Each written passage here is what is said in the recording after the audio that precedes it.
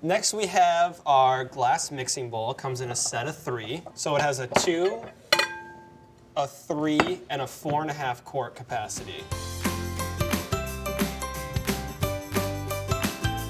Our new glass mixing bowls let you mix, prep, heat, and serve all in the same bowl.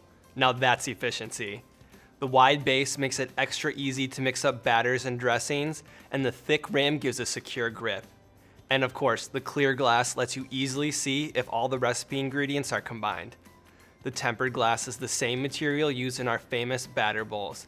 That means they're dishwasher safe, refrigerator, freezer, and microwave safe.